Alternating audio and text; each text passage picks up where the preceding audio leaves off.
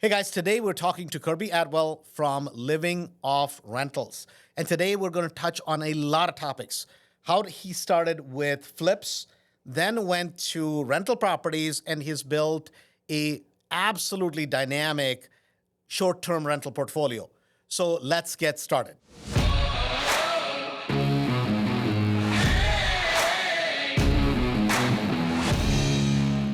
Hey guys, today we have Kirby Atwell in the studio from Living Off Rentals. So Kirby, welcome. Thank you. It's great to be back. So we want to have a discussion about Airbnbs in 2025, right? So before we jump into it, because you are the expert for Airbnbs, a lot of your show is based off of that, your podcast. And before we get into that, how did you get into real estate? If you want to just quickly give a background. Yeah, so I kind of got into the gateway drug into real estate, Rich Dad, Poor Dad, in 2006.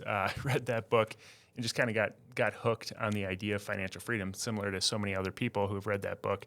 And I was in the Army at the time. And so, I bought a couple properties when I was in the Army, but then wanted to get out and really be an entrepreneur full-time into real estate investing, and got out in 2011 and went from being a captain in the Army to moving into my parents' basement and thinking I was going to have all this success in real estate right away, and struggled for several years and kind of tried a lot of different strategies. And finally, we started a flipping company initially, and it finally started to pick up steam. And so we flipped for about 5 years. And I realized that was going to be a kind of a treadmill that I was going to be on for a long time. And really what I wanted was cash flow. And so that's when I kind of transitioned into long-term rentals and then short-term rentals. Got it.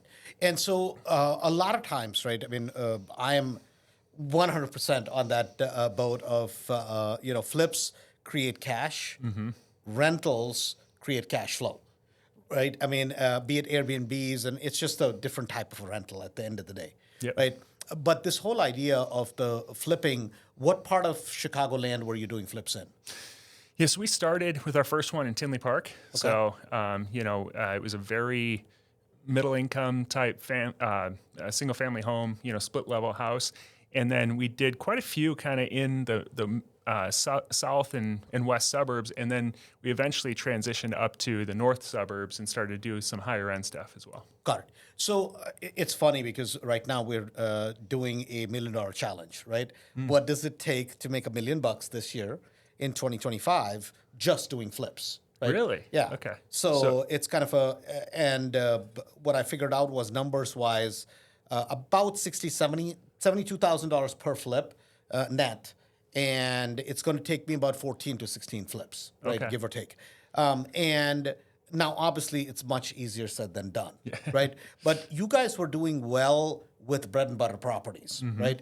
What do you think went wrong when you went to the higher price range? Yeah. It became, our business, it was kind of fun in the beginning. We were doing these middle income properties. It was kind of intuitive to figure out what to put in these properties, and they appealed to the vast majority of buyers out there. Pretty much anyone. They were kind of starter homes in that couple $100,000 price range, and so you had so many buyers out there, and you really couldn't mess it up unless you just don't have any common sense. Like you're putting in kind of middle of the road type finishes. We didn't understand. Looking at a spreadsheet and comparing the numbers, we just thought, if we buy $1 million house and we have the same percentage return, that's just a lot more money. But we didn't understand what goes into that type of rehab. And so when you're putting in a refrigerator in a $200,000 house, it's probably a Frigidaire refrigerator, stainless steel. It's, maybe, $1,000. You put in a super high-end refrigerator, it's not like twice as much. It's like 10 times as much, right, for that Viking or whatever it is. And a lot of times it does not equate linearly, right? Which is that, oh my God, I can make $50,000 on a small flip. Yeah. So if I'm doing a big flip, right, I'm going to make $200,000. Exactly. That's not how it works, right? Exactly. The cost of it exponentially goes up, and the profit margin shrinks actually on bigger deals. Yeah. So it's not like you're going to make $200,000-$300,000. Yeah. If you make 70 or 80 on $1 million flip, percentage-wise, that's actually relatively lot less in terms of net percentage of profit. And that's what a lot of times people don't realize that. Yeah. It also took us a lot longer to do those. Right. And then the buyers, the small pool of buyers that could afford it, were extremely picky because they have, choice. And so they came in and they had $50,000 worth of punch list items for us to do before we sold it, which was all our profit, So it just, every which way we were getting eaten alive on these big ones. You're getting squeezed. So what was the transition like to get into rentals? Because that's for people who come from a flipping background, right? It's not the easiest transition. Because a lot of times people will go and buy C minus D class neighborhoods and then not realizing, oh my God, I load up on all these rentals, but yet if somebody has a flat tire or it's Christmas, guess what? Your rent is not getting paid. Did you go through that phase at some point? Somewhat. So for me, after this experience of 5 years flipping about 70 properties around Chicago, I really wanted to reinvent myself and start over with we had grown our overhead so much to where we're doing tens of thousands of dollars in marketing every month. We had a big staff, we had an office, all this stuff that we were paying for. And I was like, it just felt like so much pressure all the time. And I was like, I want to go back to basics. Yeah, back to basics and not have overhead, just try to buy the most profitable deals. So I actually started with really inexpensive properties in the south suburbs, but I was doing the HUD-VASH program where I was renting them to the homeless veterans, and the voucher amount was actually pretty high. So for me, it was really good in the beginning, but I had to go back and get a corporate job too because I wasn't flipping anymore to pay the bills. Rentals in the beginning aren't going to pay the bills. So as I was starting to build a portfolio, I got a job downtown, and it was kind of getting stretched a lot of different ways that way as well. So a lot of times, right, people, I've always believed this, that truly if you want to build a rental portfolio, you need income from somewhere. Yeah. And for a lot of times people are like, oh, I want to be a multimillionaire and I want to start by quitting my job. Yeah. Right? It's a really bad idea. What do you say to that? Yeah, no, absolutely. That's what I thought too. When I got out of the military, I was like, I'm just going to hit the ground running. I'll be a successful real estate investor. I don't need to go get a job. And it was painful. So eventually, 5 years later, I went back and got a job because I realized it's actually easier to have that W-2 income coming in, paying the bills while you're building the portfolio. Got it. Yeah. So at that moment in time, obviously today you look back and you're like, man, that was a smart thing to do. Yeah. Right? But at that moment in time, right, was it kind of a step back? Here you're a captain in the Army. Now you go back to your parents' basement. Yeah. Then you start all over, right? And it's like almost like, man, it's like a misstep. Yeah. Right? And then again, I got to go back. Did it feel like that? Did you have a support system that helped you through that? What got you through?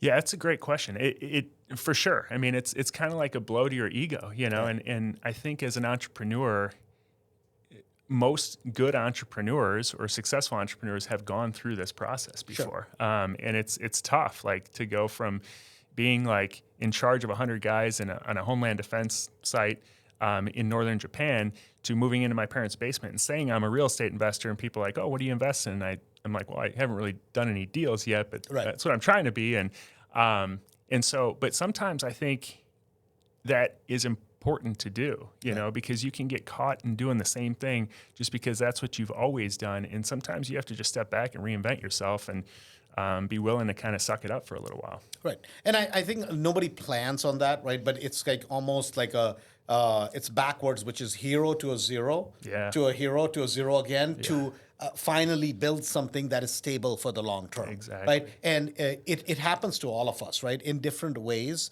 Sometimes, right, to move 10 steps forward, you end up unknowingly going back a couple steps and not realizing it. But I think that's the kind of the foundation that's laid for where you are today. Right. So you get into these rentals, and then what was the transition like? So this is sometime around what, 15? 2016 is really when I transitioned to rentals. Yeah, long-term rentals initially. Got it. And then what was the journey like that led you to Airbnbs? Yeah. Which is kind of, today, most of your business is based around Airbnbs in some format. Right. Yeah. And it's a very specific kind of niche Airbnb that we invest in. And the way we came upon it is in 2017, we decided to move from Chicago. We were living in Frankfort, Illinois, the south suburbs. over to Northwest Indiana, and we bought this property in Beverly Shores, Indiana. And it was like 1975, like green shag carpet, like it was like a time capsule of the 70s, all original. And it needed a rehab. So we rehabbed it and for us to move into. And as we were rehabbing it, we saw this unfinished basement, and we were like, what are we going to do with this basement? We could use it for storage or, put a TV room down here or something. And we were like, we keep hearing about this Airbnb thing, and people are making money doing these short-term rentals. And so we decided, let's just try it. Worst case scenario, we've got this separate apartment that we could rent as a long-term rental, or it adds equity. And so it felt like very low risk.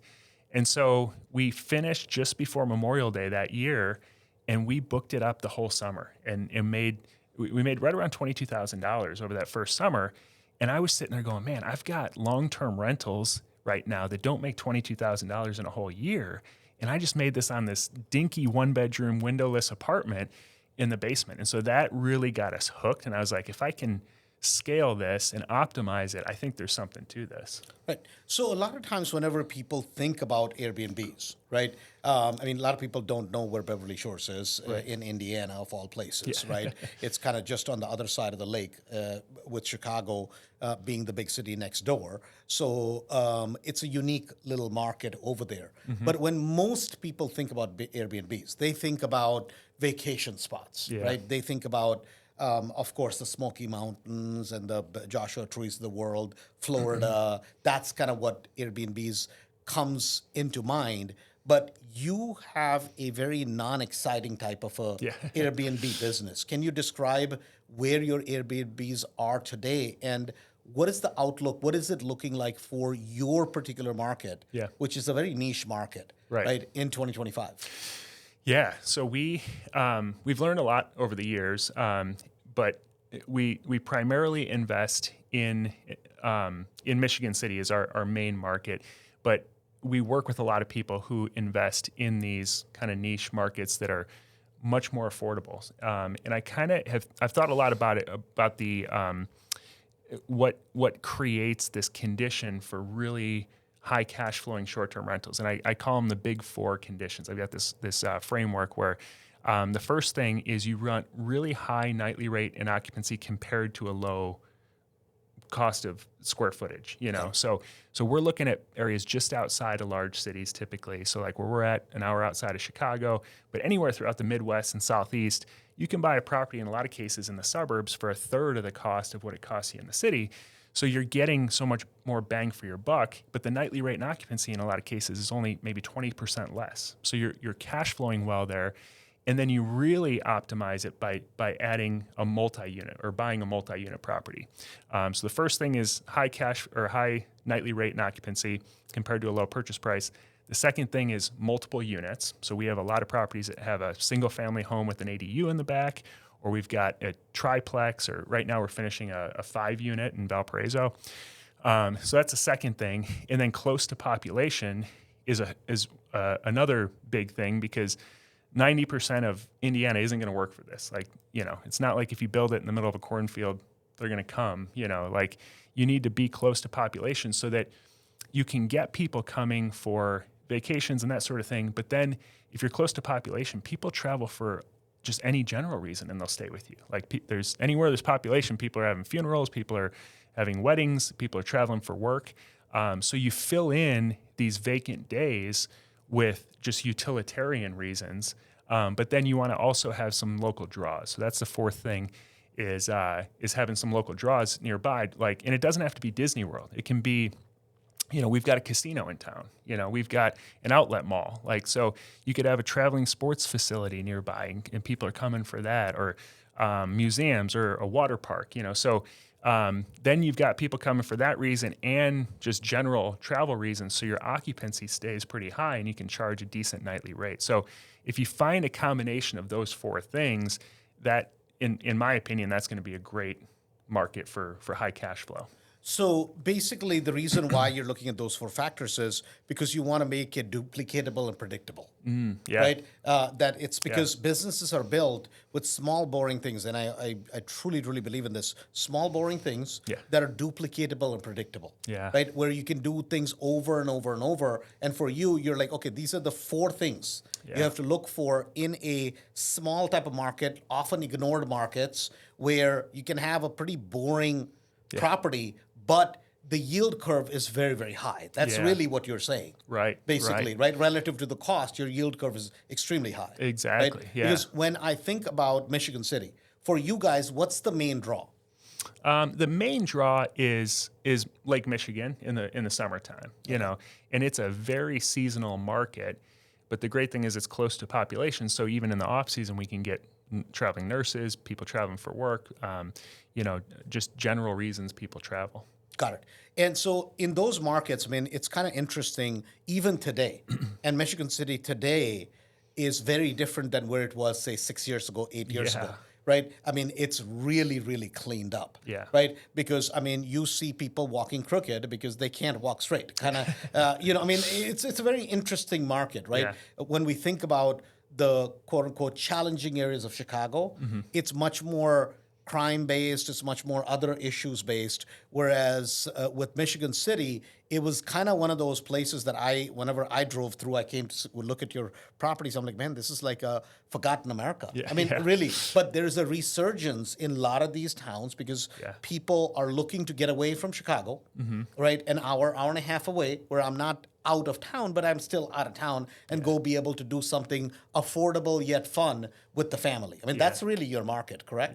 Yeah, exactly. And that's such a great point. And there's kind of like a fifth bonus factor that I layer in there too. So if you find those four things, you want to also find an area that's in the path of progress, like you're talking about. So, you know, you can find those four things in an area that's kind of on the decline, where crime's getting higher, where, you know, taxes are going up, and, you know, they're not building new infrastructure.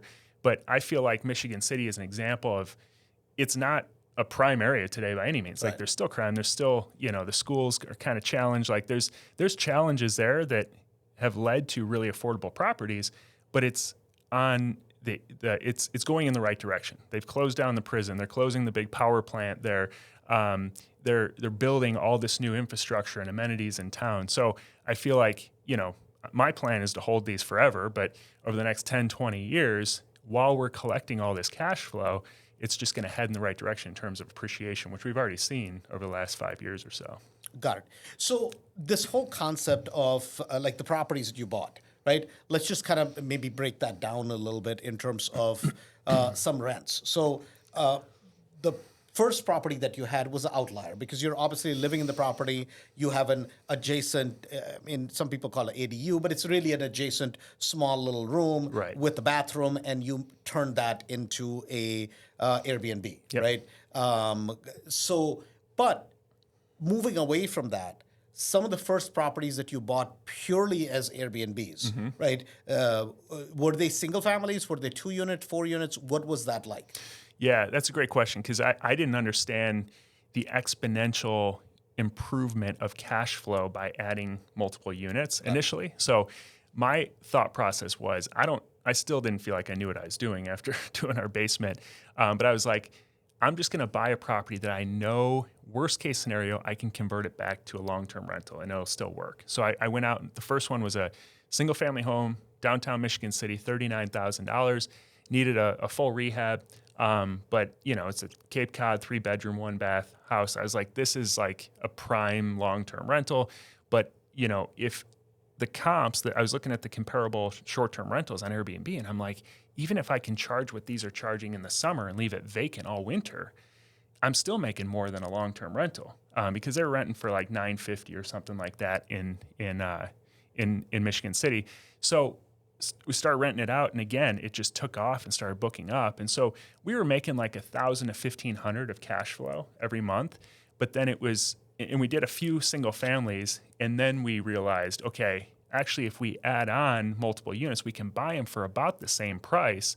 But once you start adding more short-term rental income on multiple units, all the second unit and all the third unit, that's basically all profit because our expenses weren't really changing much. It's basically icing on the cake. Yeah, Right. I mean, exactly. and a lot of times, and that's where the business took off for Yeah, you. exactly. Right. So you're buying properties that were these gut rehabs, most of them? Most of them were. Yeah, just because we had done so many rehabs, I had a good crew that would work with me. They came from Chicago, and so we were buying a lot of rehabs. But there's a lot of people I work with who buy them turnkey in the right area, and they can cash flow several $1,000s a month right from the start.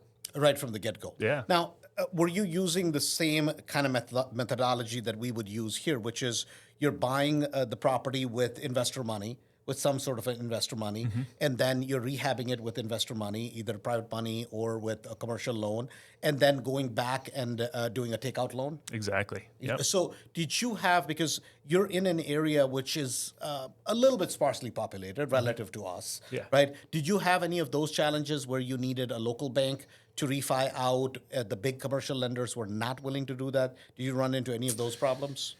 You know, it's funny because when I got out of the Army in 2011, I wanted to get into rentals, but the reason we got into flips is because these DSCR loans, which everyone thinks have just been around forever, they didn't exist. You know, it was commercial loans was the only thing you could get, and you had to like have connections. So there just wasn't an option. If you didn't have W-2 income, you just couldn't get financing for a single family or small multi-units. But luckily, when we got into this, DSCR lenders came on board, and then shortly after that, they started allowing short-term rental financing. Initially, you had to be a little bit creative, like start it off as a long-term rental and then convert it just to get the financing. Now, DSCR lenders love short-term rentals because they're proven. So we pretty much always worked with the national DSCR lenders. Okay, so you were able to, even in your area, they were willing to underwrite those transactions. Yeah, yeah. Okay, got it. So if somebody, let's just say I'm listening to this podcast, and let's just say I live in Atlanta, right? And I'm like, I wonder if this would work in my area. Yeah. Right? So what do you suggest to people? Where do you start? Yeah. So I always say it works in all 50 states. You can make it work in all 50 states, but it's like if you want just the lowest hanging fruit, go to the places that are on sale in the country. You know, the part of the country that's on sale is the Midwest and Southeast. So Right. you can make it work in California if you're like just a deal hunter and you're going to spend all your energy trying to find that needle in the haystack. But if you're in a place like Atlanta, I wouldn't buy in Atlanta proper. All the big cities, for the most part, are extremely regulated. They're controlled by the hotel industries, and it's very difficult to do it there. So I would go just outside of the city because there's all these suburbs right around Atlanta that all have different rules. And there's some that are actually short-term rental friendly. You never hear about those. Everyone Right. thinks that all cities hate short-term rentals, but Michigan City actually likes short-term. I mean, that's been a big impetus for the turnaround there because of all the people visiting. So I would go just outside of the city. I know I work with somebody actually who bought near a big traveling sports facility just outside of the city. And it's this huge complex where they have baseball games and soccer games for all these kids whose parents think they're going to be Olympians one day, and they'll pay every weekend to travel. And so they constantly have these tournaments going on, and their place just stays booked like crazy. So, you know, finding pockets like that where those four factors kind of overlap, it can work in a lot of places. But yeah, if you're in the Midwest or Southeast, you're in a prime location. And a lot of times, like you mentioned, like whether it's a sports facility, it's the things that are a little ignored because everybody will be like, oh my God, it's the professional teams. Yeah. Right? I mean, how many professional games are there? Right, Right? yeah. It's Yeah. not the big things because that's what people will chase, Mm-hmm. right? But a lot of times the money is in the things that are a little ignored. Like, oh, Right. little league, oh, whatever. But guess what? There are games every single weekend. Yes, Right? exactly. And I mean, those parents will fight Yeah. to be close to wherever the little league game is held, and they're Right. going to have all kinds of events, and it's going to be an ongoing thing. And it's 10 times more profitable than buying next to a professional stadium or something Yeah. like that because the real estate is going to be extremely expensive. And Yeah. a lot of times the money is in these nuanced, boring little things, correct? Right. Exactly. Yeah. Yeah. Like college stadiums is a great example of that. You know, so many people want to buy next to Notre Dame or Michigan University because they got these big college games. But that worked in the beginning, but now like homeowners will list their house for those big weekends Right. too, and everyone's on that train, like you were saying. But if you find areas where it's a little lesser known, and then also every ideal guest for every area is slightly different. So like if you're next to a traveling sports facility and you optimize your property for that area, maybe you add some batting cages in the backyard, you know, and that if you know that the vast majority of your guests are coming for a baseball tournament and they want to warm up in the backyard, or, you know, that's going to appeal to them. That's something that like you can speak directly to that ideal guest for that area, and you can really optimize and kill the competition in that area. Got it. So for your particular area, right? I mean, obviously you have the dunes. Yep. Right. A lot of people come for that, especially in summer. Yeah. But what is your profile of a client in winter? I mean, what's kind of the occupancy you guys run with your properties? Yeah. So it started off, I mean, like after COVID, obviously everything picked way up in terms of occupancy. So we were pushing 80% occupancy at that time. Now it's closer to about 60% is what we average for our properties, just over 60%. And so in the winter, or in the summertime, we are almost completely booked every night for the time that kids are out of school, especially July. July is just like, you know, I could have 1,000 more units and they'd all be booked because there's so much demand at that time of year. In the wintertime, you got to be pretty competitive. So you can't be, you know, everybody gets booked in the summertime, but only the best properties get booked in the wintertime. And so what I found is that you can't appeal to everybody, but if you understand who your ideal guest is and you set up really great service for that person and speak to that person, you'll still get a lot of bookings for traveling nurses and traveling workers or people staying for weddings and funerals because you have so many great reviews. You have a really good system set up. So it's not like you have to like try to tailor it to talk to everyone. I think it's a much better strategy to speak to your ideal guest. And for us, that's somebody who's traveling there because of the dunes. You know, it's a new national park. And we have a lot of guests, especially in the summertime in the peak season, that come there because of the beach. And so our whole, our properties, like we went to the local library and we created these canvases. It's 3 canvases. That's the whole history of Michigan City. We have, you know, Indiana Dunes artwork and stuff like that around the house. And then we just have super high quality service. A lot of people will say, well, I'll just get a property manager and farm it out. And you're a commodity then, you know, and the reason people travel to short-term rentals is they want that personalized, really high-touch experience. So initially that was us. Now we have 4 full-time VAs that are based in the Philippines that are just phenomenal. Just they speak perfect English. They've been in this industry for years and years, and every one of our guests thinks they're right next door, you know, and that they'd bring over a cup of sugar if they needed it because, you know, we leave a bottle of wine, a personalized note for every guest. And we check in on them consistently. And so we maintain really high reviews, which allows us to be on the first page of Airbnb, which is where you need to be because it's just like Amazon. If you're buried on the 3rd page, no one's buying your product. And so it's this perpetual cycle either in the right direction, or if you get some bad reviews, it can be a perpetual cycle that can be tough to get out of in the wrong direction as well. Got it. So for somebody that wants to do this, right, is this scalable?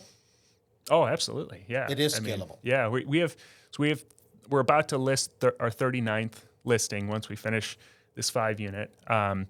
And we spend very little time on our business. You know, technically like I said, we self-manage, but we have 4-time staff members that work in shifts and they take all of our bookings and line up the cleaners, line up the handyman. They know Michigan City better than most residents at this point. And it's absolutely, I mean, we could continue to scale as big as we wanted because we have that in place. We'll still jump in for strategic level stuff or if there's an issue we have to address, but it's very little of our own time at this point. Got it. And did you get rid of all your long-term rentals? I did. We had 26 long-term rentals, and when we discovered this strategy, we sold them off. And I looked back, and I'm like, I should have waited a couple more years because this was like 2020.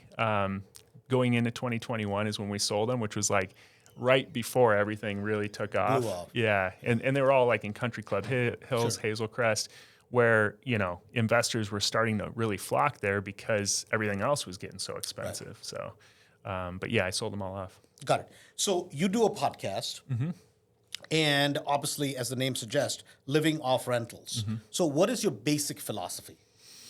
Yeah, it's to create. It's a good question because I think a lot of people envision living off rentals as I need to replace my income today. And what I tell people is your income today is really irrelevant. People need to take a step back and envision what is your ideal life and what does that require in terms of income. And it has nothing to do with your income today. Like you could be making $1 million a year or $50,000 a year, and it has nothing to do with your ideal life if you're not living your ideal life today. So what I've found is that a lot of people, once they do this and they really get clear on what that looks like, it's actually much more affordable than they think, and they could leave their full-time job a lot sooner than they think. So my philosophy is to first get clear on what that outcome is, and then start, buy properties that have the highest profit potential possible to replace that as quickly as possible. Because once you get there, you literally free up tens of thousands of hours the rest of your life. I mean, if you're middle-aged, if you think about 40 hours a week for 52 weeks a year for the next 20 years, that's like tens of thousands of hours that now you can do whatever you want with. And I think people stay too long or scared to pull the trigger on that process thinking, well, I have to get to my end state of a certain amount of income. And I think it's just the beginning, because once you've freed up that capacity, now you have, think about what you can create with that 40 hours a week that you didn't have before. Because you've bought your time back. Yeah, and you can always go back. And also that income too is, W-2 income is the least tax efficient. So if you need $10,000 of W-2 income today to live, and that's what you're going to need in the future, well, you probably need like $6,000, $7,000 of cash flow from a rental property because you're taxed at such a high rate on that W-2 income. Right. No, 100%. Because a lot of times I think what you're speaking to is the amount of clutter people have created in their life. Yeah. Right. And it's about decluttering. And as you make more money, you take on more debt, you take on more liabilities, you have kids. Now suddenly that goes up, and there's no end to it. Right. There's no absolute end to it. And the more income you make, the more people take on. Right. I've always had this basic philosophy that most people measure their wealth in the size of the house they live in. Yeah. And we measure our wealth in the number of houses we own. Yeah. That other people live in. Yeah. Right. It's because what is big enough? Right. Right. What is rich enough? Yeah. There's no limit to it. Right. Exactly. There's always somebody that's going to have more. Right. Yeah. When you build a 10,000 square foot house, there's somebody who has a 14 and 17 and so on and so forth. But I think at some point you have to figure out, okay, this is what makes me happy and this is what my priorities are. Right. And that means I'm going to cut out certain things that are not my priorities. And I think that goes to the basic philosophy that then it becomes easier to build. Yeah. Because you're crystal clear on, okay, what do I want to get to? What's my net bottom line? Yeah. Right. And I think maybe that was a transition as you made it from the flips to you're like, okay, I need to reanalyze this to rentals versus, was that part of it when you guys moved to Indiana? Yeah. I was going to say that as you're talking there, your version of what that looks like for you, your ideal life, is going to be so different than someone else's. Right. And I think before we really got clear on this, and after the 5 years of flipping, I got married, and now all of a sudden my wife and I were doing this together and creating what we wanted our life to look like. Before that, I was just kind of chasing whatever the gurus told me like success looked like. Right. And so my version of success now is living on a farm. We live on 45 acres out in Valparaiso. And, you came out and visited, and I think you'd probably be miserable living my ideal lifestyle. But yet, you have your own version of ideal lifestyle. And so because we were clear on that, though, we could work toward that and figure out, okay, what's the end state that we need to get to? And that was how 4 years ago we got to a place where all of a sudden the income from our rental properties well exceeded what we needed from our our day job and to create our ideal life, and we were able to leave our full-time jobs, and that gave us so much more capacity to continue to grow from there.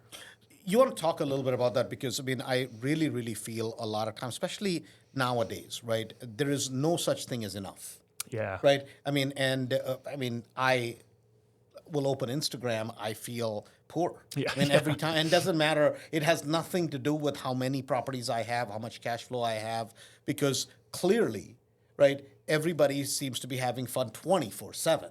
Yeah. Right? Right. They're in love 24/7. Yeah. They seem to, right? Everything is over the top Right. 24/7.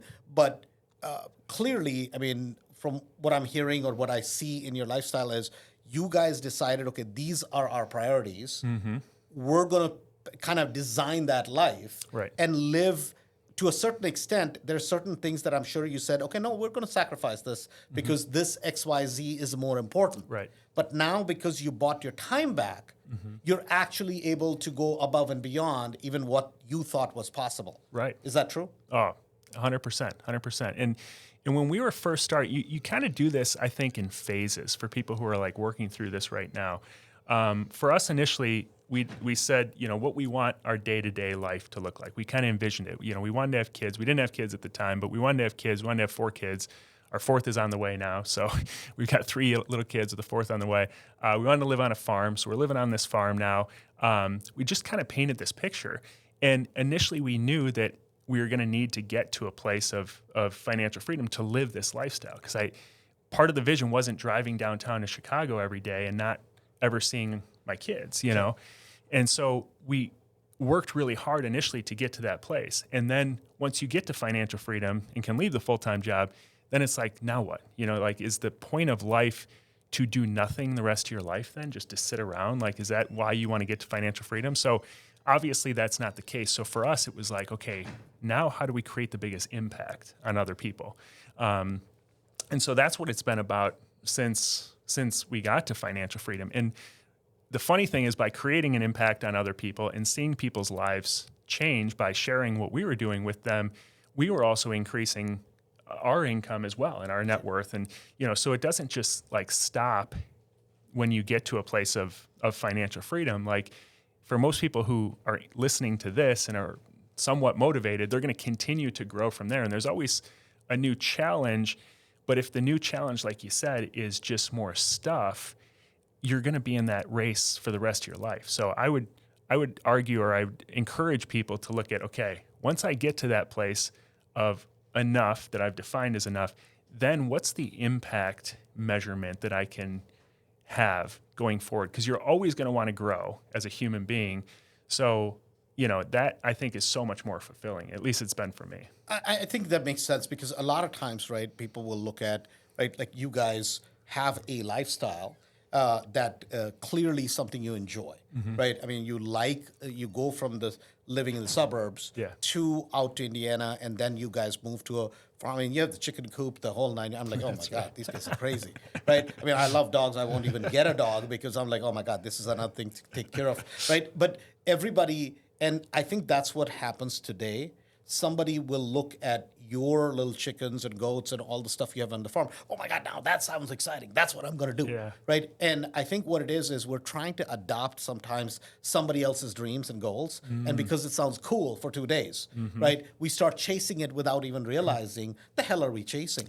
But I think you mentioned something, which is that once you're clear that, hey, this is what I'm trying to achieve. And whether it's 10,000 a month, 12,000 a month, if you're 100% crystal clear, it's actually easier to achieve than you think, because then there are going to be some things you're going to cut out to get to that one thing. That, hey, if my goal is, and I see this happen, especially in the last 6-7 years, and you can comment on this because I heard this, a couple of things I heard. Number one is turnkey.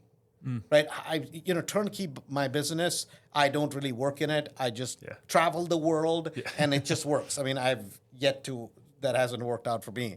And number 2, scale. Right, and there were so many people that bought into this crazy idea of scale.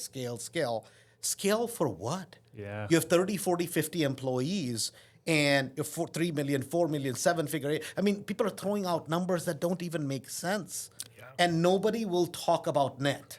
Right. Everybody wants to, I mean, even with multifamilies, we saw this. And it's like, guys, really, let's talk about the net. How much do you really need take home? Right. Right? What is your net worth rather than this whole concept of scale? And I mean, who are we trying to compete with? Right. Right? So true. Have you seen that similar sort of a thing with the guru world? I saw that everywhere. I'm like, maybe I'm the only one that struggles with this. Not at all. I mean, it's funny you bring that up because I struggled with the 1% rule. You know, you hear about that for buying rental properties. It's like the rule of thumb that if you buy a property for $200,000, it should rent for $2,000 gross on a monthly basis because that's 1% of it. And then the thought process is, well, if I subtract out all the expenses, if it's meets the 1% rule, there should be a few $100 left over or something that it makes it a good rental. And I was like, why is everyone focused on this gross 1%? Like, what does that matter? Like, every area is going to have different taxes, different insurance. So the gross means nothing to me. All I care about is the net. And so I created the 1% net rule that we follow for every single deal we buy, that it has to at least be in the neighborhood of 1% net. In a lot of cases, we can exceed that if we buy multiple units. But if we're buying a property for $200,000, a short-term rental, typically a multi-unit, then it needs to have a gross rent of like $5,000 a month as a short-term rental. Sure. You have about $3,000 of expenses, and you're left with $2,000.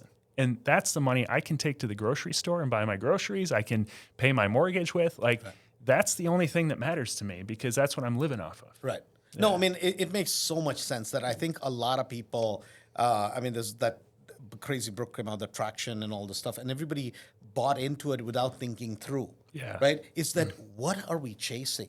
Are we just chasing number of employees? Are we just chasing numbers just for the sake of numbers? Yeah. And with real estate, I think every few years we get away from the basics and we get into all these crazy concepts, and yet every few years you got to come back to the basics because the money is in the basics, right? Yeah. It's not in what your gross numbers are, in how much volume you do, whether it's with flips, whether it's with, I mean, to me, the less properties you flip, the more profitable you are, right? Because now you can actually pay attention to the properties that you do. I mean, anytime, whenever I try to do 50, 60 flips or whatever crazy things, you're losing money. Yeah. In some properties, you just don't know it or you're not admitting it, right?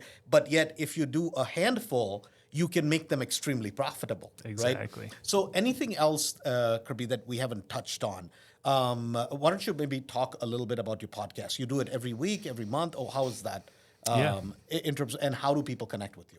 Yeah, so it's called Living Off Rentals. I do it every week, and I have some really awesome guests on. Actually, I had Robert Kiyosaki come on for the 100th episode a couple years ago, which was kind of cool. It was a full circle moment because I read Rich Dad Poor Dad, which got me into real estate, and then got the opportunity to interview him. It was the hardest interview I've ever done in my life because Robert Kiyosaki will talk about what Robert Kiyosaki wants to talk about. Yeah. You ask him a question, he doesn't care what question you ask. He's going to tell you about Vietnam and a lot of other things. But but it's been amazing because I've gotten to connect with so many amazing people. You were a guest on the podcast.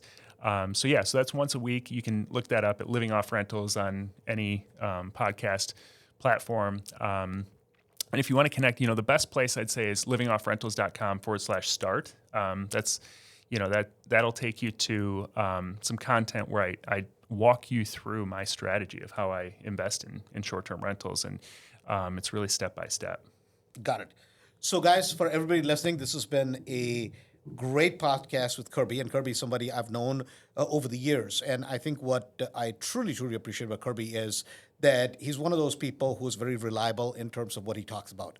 He lives the message, and that is very, very rare today. I'm boring. No, and we love boring, right? We love boring people who actually live off of the rentals, meaning and I mean, I think what I've admired about you, Kirby, is you guys don't live an over-the-top lifestyle, right? You live well within your means, and each month, each year, you guys are growing and expanding your little business, which has become a little empire. Yeah. So having said that, you're listening to Cashflow For Life. This is Andrew Holmes.